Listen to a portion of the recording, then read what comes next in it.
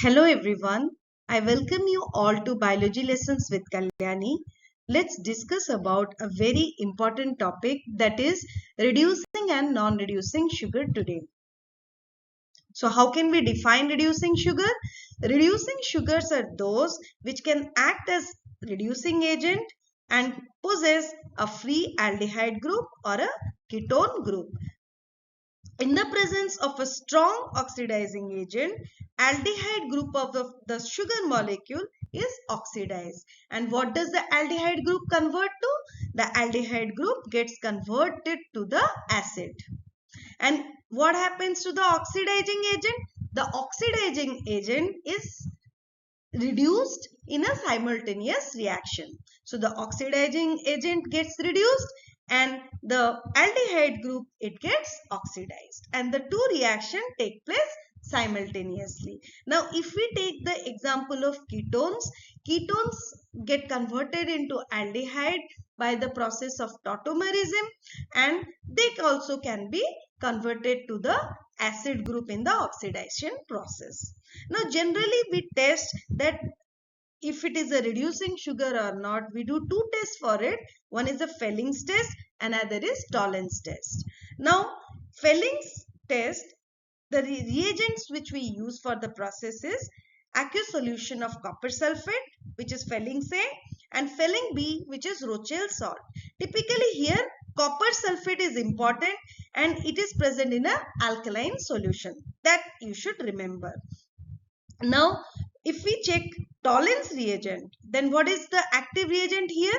Now for that we will be dissolving silver nitrate, and after that we'll be adding sodium hydroxide and followed by ammonia addition. The active ingredient in Tollens reagent is diamine silver ion or AgNH3 2+ ion. Okay, so basically it's alkaline solution and we'll be having Ag+ ions for Tollens reagent, and for Felling's reagent we will be having alkaline condition in which you will have Cu2+ ion, right? So that much you should remember first. Let's now see Felling's test. We know that Felling's reagent is nothing but aqueous solution of copper sulfate, Rochelle salt is added, so Cu2+ ions would be present. If the sugars will have free aldehyde or ketone group, then the sugars will be oxidized to sugar acids, and simultaneously the Cu2+ ions will be reduced to Cu+ ions. So the blue color of copper sulfate would be converted into Cu2O, which is red in color. So in Felling's test, if we get a red precipitate, it confirms that reducing sugar is present. Is that clear? Let's now see Tollens test. Now Tollens reagent, the main active reagent is diamine silver ion.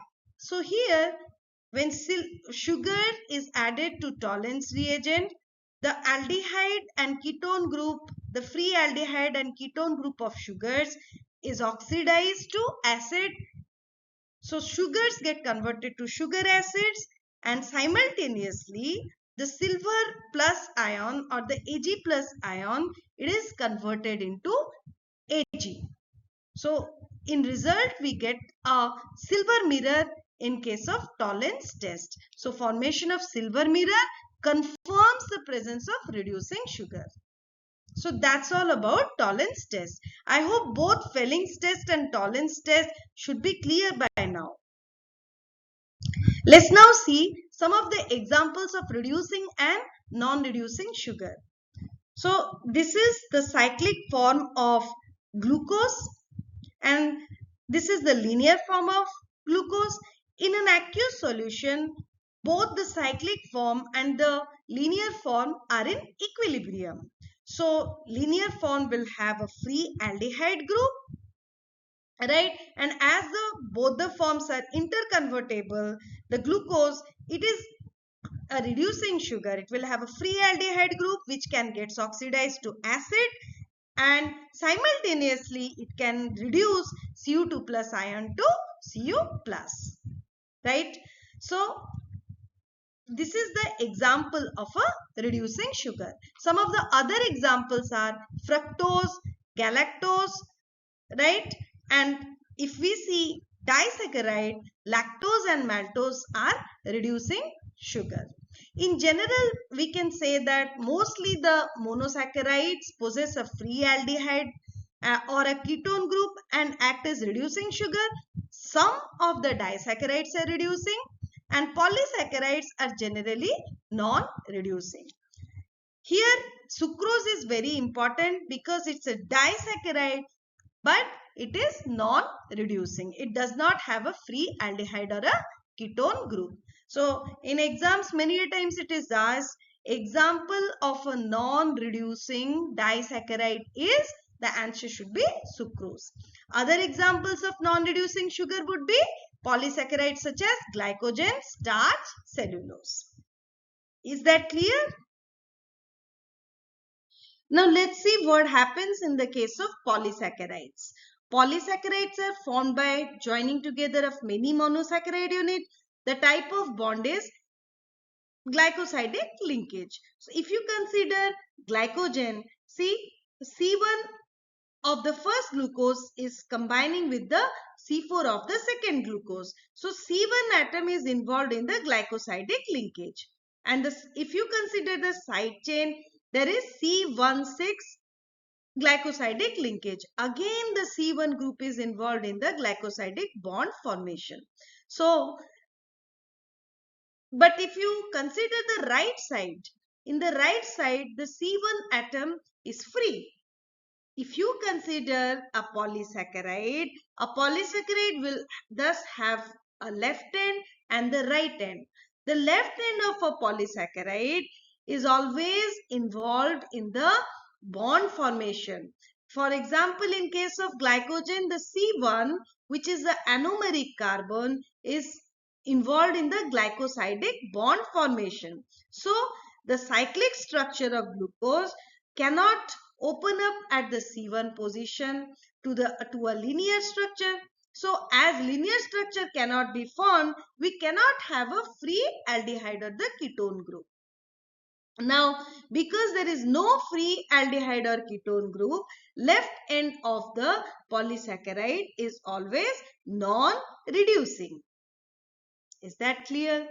Now, if we look at the right end, now the right end, if you look at just the anomeric carbon 1, that is free, that is not involved in any glycosidic bond formation.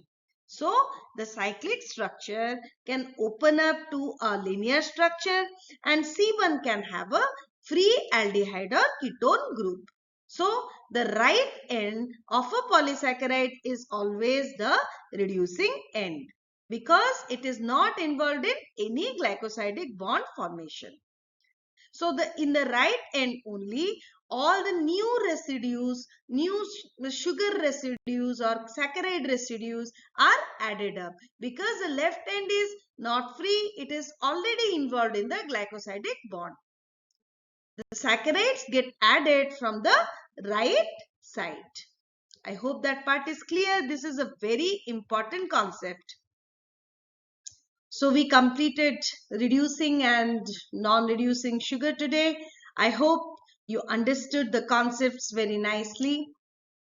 Next class, we will be looking at the structures of monosaccharides, and after learning monosaccharides, we will be also learning how to make polysaccharides, what are the bonds present in them, right?